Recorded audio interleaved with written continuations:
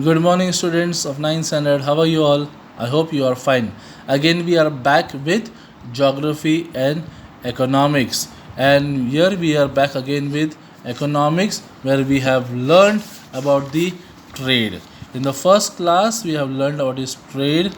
Then in the second class, we have learned what are the types of trade based on the quantity of goods and the region, on the basis of region. And now we are going to deal with the, and we have seen also the balance of trade, and now we are going to deal with something called international trade organizations.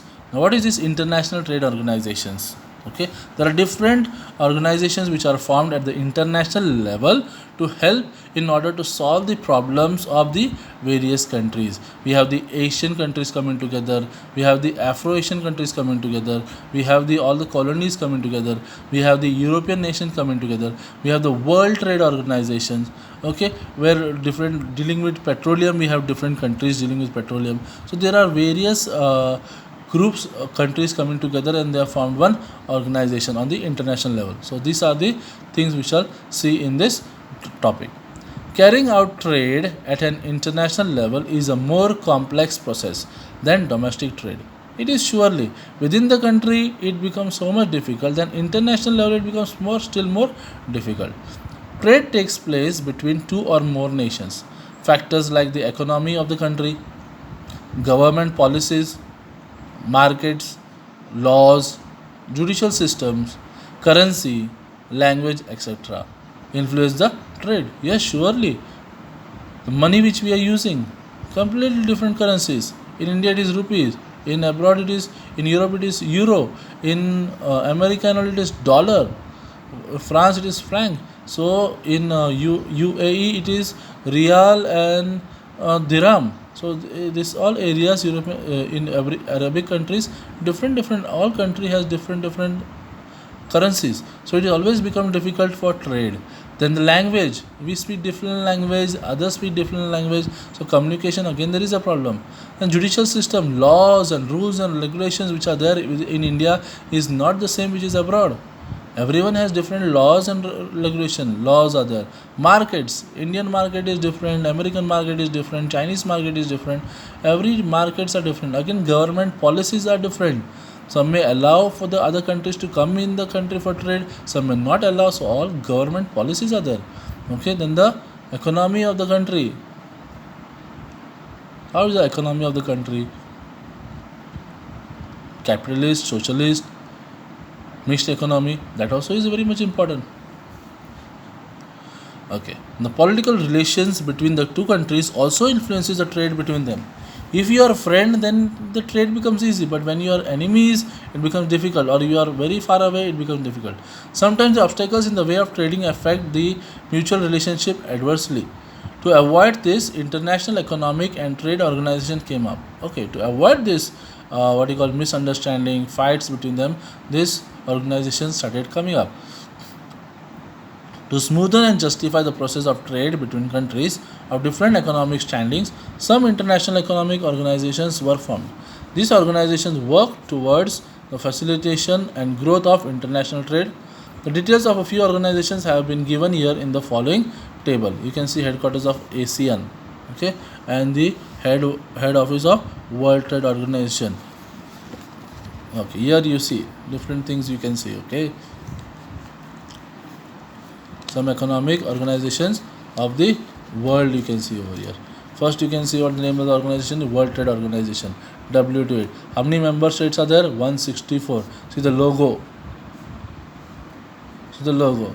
Where is the headquarters? It is in Geneva, Switzerland. And what are the aims and functions? To provide platform for negotiations in international trade, to handle the differences related to trade, monitor the trade policies of member states, providing technological assistance and training out to developing countries. Then we have the European Union. You see EU. Here it is WTO. How many states? How many countries are there? 28 countries. European Union. See the symbol. Brussels, Belgium is the headquarters. Establish an integrated market amongst member nations in Europe. Free flow of goods, services and capital in Europe. Custom duties have been cancelled on exchange of goods within members. Common euro currency established. Okay, then we have the Organization of Petroleum Exporting Countries, OPEC. How many countries are there? 13. See the symbol. Vienna, Austria. Controlling the international trade of crude oil. Controlling the rates of crude oil producing among member states. Maintaining consensus in oil export. Okay, then we have the SAARC, that is South Asian Association for Regional Cooperation. South Asian Association for Regional Cooperation. How many countries are there? 8 countries are the member countries. See the symbol. Where is that? Kathmandu, Nepal is the headquarters. What is that? Finding satisfactory solutions to the common problems faced by countries in South Asia. Satisfactory solutions. Increasing social welfare, raising the living standard, and increasing regional cooperation among member states to remove unrest in South Asia. Then we have the ASEAN, that is Association of Southeast Asian Nation. Association of Southeast Asian Nations. Okay, here you see how many members are there? 10 members. See the symbol. Where it is? Jakarta, Indonesia.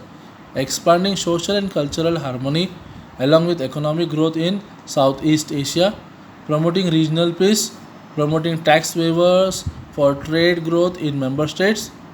Okay, this is what is the functions. Next you can see APEC. APEC means Asia Pacific Economic Cooperation. Asia Pacific Economic Cooperation. 21 countries are involved in this. See the symbol, see the logo of that. And where it is, the headquarters? It is Singapore. Free trade and economic cooperation in Asia Pacific Ocean region, promoting regional and technical cooperation among members. Okay, and the last one we know is BRICS, that is Brazil, Russia, India, China and South Africa, that is BRICS. Where it is? Shanghai, China is the headquarters of BRICS. Make funds available for growth of economies of members, enhancing mutual economic cooperation, strengthening economic security. Okay, this is what is the function of the BRICS. Yes, we come back here. Yeah. Find out the names of the member states of the following organizations with the help of internet. Show these member nations on the outline map given in figure 9.4 using different colors for each organization. OPEC member countries and SAARC member countries. Okay, that is what is said.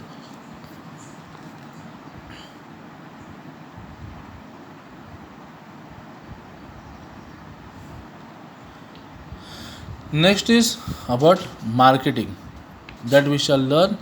We can learn even now also, no problem. Marketing. With a lot of hard work, Dhondiba used to grow.